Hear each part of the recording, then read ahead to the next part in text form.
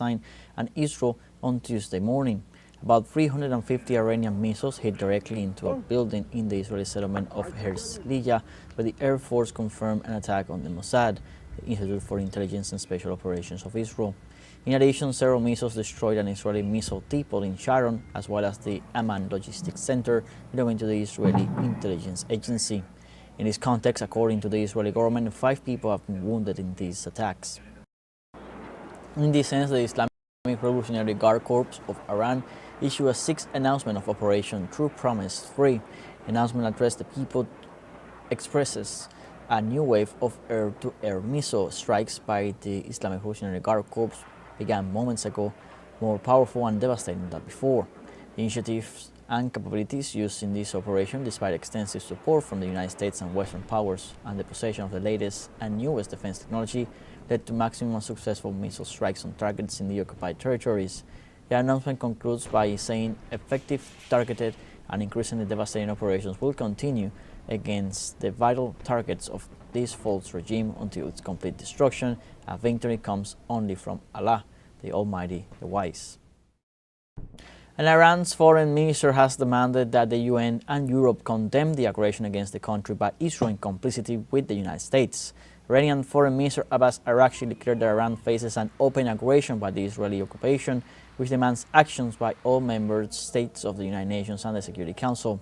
The statements came during a joint conversation with several foreign ministers and the High Representative of the European Union for Foreign Affairs and Security Policy, Kaja Kallas.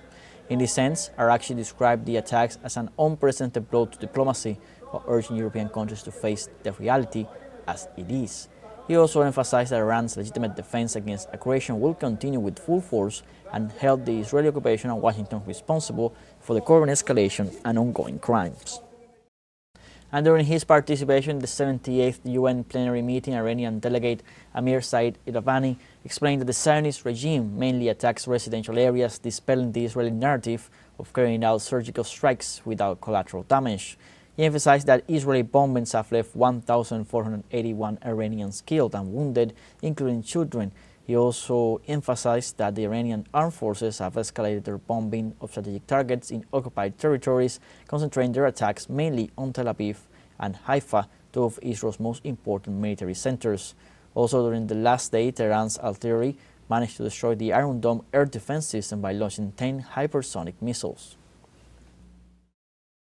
And a joint statement released Monday by the foreign ministers of 21 Arab and Islamic countries condemned Israel's ongoing military aggression against Iran, which has been exacerbating tensions in the Middle East. The statement said Israel's strikes on Iran violate the principles of the Charter of the United Nations. It also emphasized the necessity of respecting the sovereignty and territorial integrity of states and adhering to the principles of good neighborliness and the peaceful settlement of disputes. The joint statement expressed great concern regarding this dangerous escalation, which threatens to have serious consequences on the peace and stability of the entire region.